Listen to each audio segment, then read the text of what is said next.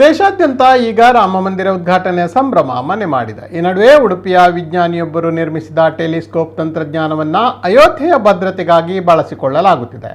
ಸರಳ ಟೆಲಿಸ್ಕೋಪಿಗೆ ಈಗಾಗಲೇ ಪೇಟೆಂಟ್ ಪಡೆದಿರುವ ಮಣಿಪಾಲ MITಯ ಮನೋಹರ್ ಅವರು ಈಗಾಗಲೇ ರಕ್ಷಣಾ ವಿಭಾಗಕ್ಕೆ ಟೆಲಿಸ್ಕೋಪ್ಗಳನ್ನು ತಯಾರಿಸಿ ಕೊಟ್ಟವರು. ಸದ್ಯ ಎಲ್ಲರ ಗಮನ ಶ್ರೀರಾಮ ಮಂದಿರದ ಲೋಕಾರ್ಪಣೆಯತ್ತ ನೆಟ್ಟಿರುವ ಸಂದರ್ಭದಲ್ಲಿ ಸಹಸ್ರಾರು ರಾಮ ಭಕ್ತರು ಅಯೋಧ್ಯೆಗೆ ಬರುತ್ತಿರುವ ಕಾರಣ ಭದ್ರತೆಯೇ ದೊಡ್ಡ ಸಮಸ್ಯೆ ಎಂದರೆ ತಪ್ಪಾಗಲಾರದು.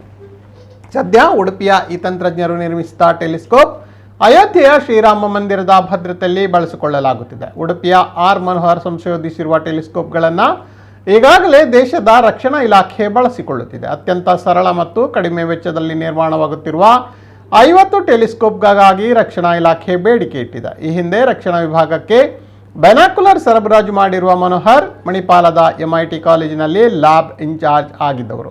ಸದ್ಯ ರಕ್ಷಣಾ ಇಲಾಖೆಯವರು ಜರ್ಮನ್ ನಿರ್ಮಿತ ದುಬಾರಿ ಬೆಲೆಯ ಟೆಲಿಸ್ಕೋಪ್ಗಳನ್ನು ಬಳಸುತ್ತಿದ್ದಾರೆ.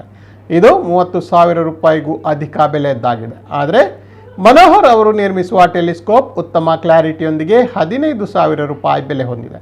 ಒಟ್ಟಾರೆ ಅಯೋಧ್ಯೆಯ ಶ್ರೀರಾಮ ಮಂದಿರ ಲೋಕಾರ್ಪಣೆ ಸಂದರ್ಭ ಭದ್ರತೆಯ ಉದ್ದೇಶಕ್ಕಾಗಿ ಮನೋಹರ್ ಅವರು ಸುಮಾರು 25 ಟೆಲಿಸ್ಕೋಪ್ಗಳನ್ನು ತಯಾರಿಸಲಾಗುತ್ತಿದೆ.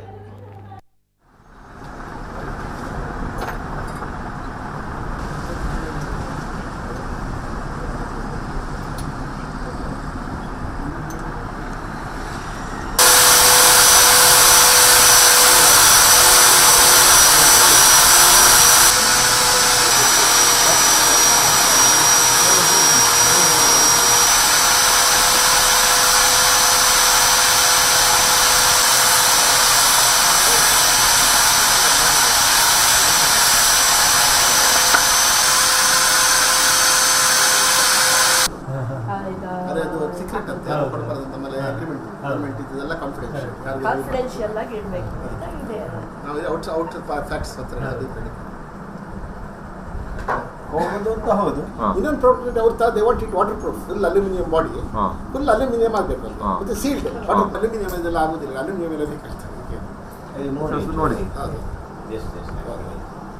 ಇದೇ ತರ ಸೇಮ್ ಈ ತರ ಮೆಟೀರಿಯಲ್ ಬರುತ್ತೆ, ಈ ತರ ಮೆಟೀರಿಯಲ್ ಬರುತ್ತೆ. ಹೌದು.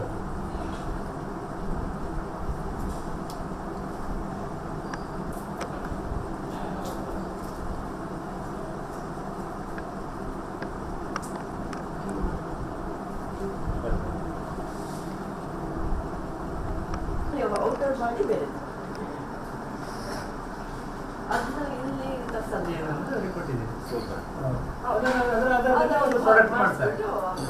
ಅದು ಮೀಡಿಯಂ ಇದೆ ಇಷ್ಟ ಆಗಿ ಮತ್ತೆ ಕಳಿಸೋದು.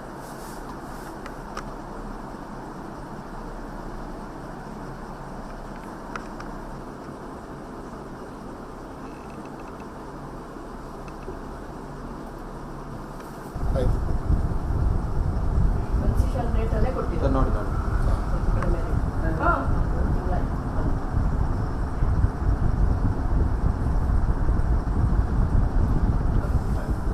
ಇನ್ನೊಂದು ಫಿಟ್ ಮಾಡಿ ಲೆನ್ಸ್ ಪ್ರೆಸ್ ಉದ್ದ ಕಮ್ಮಿ ಮಾಡಲಿಕ್ಕೆ ಅಡ್ಜಸ್ಟ್ ನೋಡಿ ಎಲ್ಲ ನೋಡಿ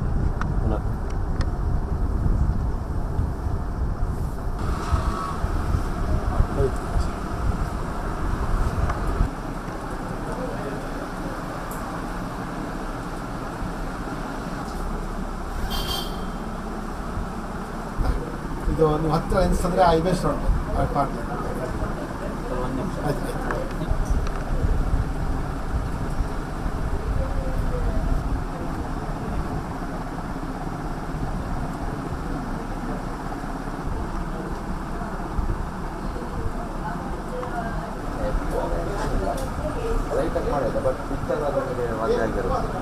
ಫಾರಿನಲ್ಲಿ ಸಿಗುವಂಥದ್ದು ಎಲ್ಲ ದೂರದರ್ಶಕ ಮಾರ್ಕೆಟ್ ಇರೋದು ಉಲ್ಟಾ ಕಾಣಿಸುತ್ತೆ. ಮತ್ತು ನೇರವಾಗಿ ನಾವು ಮನುಷ್ಯರನ್ನೆಲ್ಲ ನೋಡಬೇಕಾದ್ರೆ ಇನ್ನೊಂದು ಲೆನ್ಸ್ ಬಳಕೆ ಆಗುತ್ತೆ. ಅದರಲ್ಲಿ ಬಗ್ಗಿ ನೋಡುವಂಥದ್ದು ಒಳ್ಳೆ ಪ್ರಿಸಮ್ ಅಂತ ಹೇಳ್ತಾರೆ, ಅದರಲ್ಲಿ ಬಗ್ಗಿ ನೋಡಬೇಕು. ಇರೋ ಟೆಕ್ನಾಲಜಿ ಅದೇ ಇರೋದು, ಇಡೀ ವರ್ಲ್ಡಲ್ಲಿ ಯಾವ ಕಂಪನಿ ಮಾಡಿದ್ರು ಅದೇ ಇರೋದು. ನಂದರಲ್ಲಿ ಅದೆಲ್ಲ ಸ್ಟ್ರೈಟ್ ಒಂದು ಕೆಲವು ಲೆನ್ಸ್ಗಳಿವೆ, ಅದು ಒಂದೇ ಟ್ಯೂಬಲ್ಲಿ ಇರ್ತದೆ. ಮತ್ತು ನಮ್ಗೆ ಕಾಣುವಂಥದ್ದು ಏರಿಯಾ ಉಂಟಲ್ಲ, ಇಮೇಜಿದ್ದು ಏರಿಯಾ ಅಂತ ಹೇಳ್ತೇವೆ, ವ್ಯಾಪ್ತಿ, ಅದು ತುಂಬ ದೊಡ್ಡದಿರ್ತದೆ. ಮತ್ತು ಗ್ಯಾಪ್ ಉಂಟು. ಬೂತ್ಕರಣಿಯಿಂದ ಕಣ್ಣಿಗೆ 15 mm 20 mm ಉಂಟು, ಅದರಲ್ಲಿ ಇದು 6 mm ಇಂದ 10 mm. ಅದು ಇಂಪಾರ್ಟೆಂಟ್. ಅದು ಗ್ಯಾಪ್ ಜಾಸ್ತಿ ಆದಷ್ಟು ನಮಗೆ ಆರಾಮಲ್ಲಿ ಕಣ್ಣು ನೋವಿಲ್ಲದೆ ನೋಡ್ಬೋದು. ಅದು ಮೇನ್ ಪಾಯಿಂಟ್. ಈ 2 ಪಾಯಿಂಟಿಂದ ನಮಗೆ ಪೇಟೆಂಟ್ ಸಿಕ್ಕಿರೋದು. ಅದು it's A more advantage over existing invention ಅಂತ. ಅದು ಆದರೆ ಮಾತ್ರ ಪೇಟೆಂಟ್ ಕೊಡೋದು. ಇಡೀ ವರ್ಲ್ಡಲ್ಲಿ ಅದು ಸುಮ್ಮನೆ ಇನ್ವೆನ್ಷನ್ ಆಗಿರಬಾರ್ದು, ತುಂಬ 3-4 ಪಟ್ಟು ಜಾಸ್ತಿ ಅಡ್ವಾಂಟೇಜ್ ಇರಬೇಕು. ಇರುವ ಸಿಸ್ಟಮ್, ಬಳಕೆ ಇರೋ ಸಿಸ್ಟಮ್ಗಿಂತ ತುಂಬ ಅಡ್ವಾಂಟೇಜ್ ಆಗಿ ಒಂದು ಸುಲಭವಾಗಿ ಯೂಸ್ ಆಗುವಂಥದ್ದು ಸ್ಪೆಷಲ್ ಆಗಿ ಇರಬೇಕು. ಅದಕ್ಕೆ ನಮಗೆ ಪೇಟೆಂಟ್ಸ್ ತುಂಬ ಅನಿಸ್ತಾ ಇದೆ. ನಾನು ಕಷ್ಟಪಟ್ಟು ದಿವಸ ರಿಸರ್ಚ್ ಮಾಡಿ ಅದನ್ನು ಇಂಪ್ರೂವ್ ಮಾಡ್ತಾ ಇರೋದಕ್ಕೆ ಒಂದು ವ್ಯಾಲ್ಯೂ ಉಂಟಂತ ರೆಕಗ್ನೈಸ್ ಆಗ್ತಾ ಇದೆ ಅಂತ ನಂಗೆ ತುಂಬ ಖುಷಿ ಆಗುತ್ತೆ. ಹೌದು, ಈಗ 25 ಆಗಿದೆ, ನಾವು ಪೂರೈಕೆ ಮಾಡಿದ್ದೇವೆ. ಇನ್ನೂ ಒಂದು 50 ಕೇಳಿದ್ದಾರೆ. ಇನ್ನೂ ಅಡ್ವಾನ್ಸ್ ಸಿಸ್ಟಮ್, ಅದಕ್ಕೆ ದೂರ ಕಾಣುವಂಥ ಸಿಸ್ಟಮ್. ಇದೇ ಟೆಕ್ನಾಲಜಿ ಇನ್ನೂ ದೂರ ಕಾಣುವಂಥದ್ದು ಅವ್ರಿಗೆ ತುಂಬ ಇಂಟ್ರೆಸ್ಟ್ ಇದೆ. ಅದಕ್ಕೆ ನಾವು ಬ್ಲೂ ಪ್ರಿಂಟ್ ಆಗ್ತಾ ಇದ್ದಾರೆ. ಈಗ ಅದು ನಮ್ಮದು ಮಿನಿಸ್ಟ್ರಿ ಆಫ್ ಡಿಫೆನ್ಸೇ ನಮಗೆ ಡೆಮೋ ಕರೆದಿದ್ರು. ಅವ್ರು ಅಲ್ಲಿ ಹೋಗಿ ನಾವು ಒಂದು ಪೀಸ್ ಟೆಕ್ನಾಲಜಿ ತೋರಿಸಿದ್ದೀವಿ. ಅವ್ರು ಇಮಿಡಿಯೇಟಾಗಿ ಕ್ಲಿಕ್ ಆಯಿತು. ಅದು ನಮಗೆ ಕಾನ್ಫಿಡೆನ್ಸ್ ಇದೆ, ನಮ್ಮ ಟೆಲಿಸ್ಕೋಪಿಗೆ ನೋಡಿದ ತಕ್ಷಣ ಇಮಿಡಿಯೇಟಾಗಿ ಆರ್ಡರ್ ಬರ್ತದೆ ಅಂತ. ಅದಕ್ಕೆ ನಾವು ಎಲ್ಲ ರೆಡಿ ಮಾಡ್ತಾ ಇದ್ದೇವೆ. ಅದು ಮತ್ತು ನನಗೆ ನನ್ನ ಟೆಕ್ನಾಲಜಿ, ನಾವು ಇಂಡಿಯನ್ ಆಗಿರೋದ್ರಿಂದ ನಮ್ಮ ಇಂಡಿಯನ್ ಗಾಡ್ಗೆ, ನಮ್ಮ ಲಾರ್ಡ್ ರಾಮ, ನಮ್ಮ ಇಂಡಿಯನ್ ಪರ್ಸನ್, ಇಂಡಿಯಾ ಪ್ರಜೆ ಆಗಿರೋದ ಭಾರತದ ಪ್ರಜೆ, ಇದನ್ನು ಈ ಟೆಕ್ನಾಲಜಿ ಮಾಡಿ ಅದನ್ನು ಅಲ್ಲಿ ಕೊಡ್ತಾ ಇದ್ದೇನೆ ಅಂತ ನಂಗೆ ತುಂಬ ಹೆಮ್ಮೆ ಆಗುತ್ತೆ. ಫಾರಿನ್ ಬಳಕೆ ಮಾಡೋದೇ ನಮ್ಮದೇ ಟೆಕ್ನಾಲಜಿ ಅವ್ರು ಕೇಳ್ತಾರಲ್ಲ, ರೆಕಗ್ನೈಸ್ ಮಾಡ್ತಾರಲ್ಲ, ಅದೇ ತುಂಬ ಹೆಮ್ಮೆ ಆಗಿದೆ.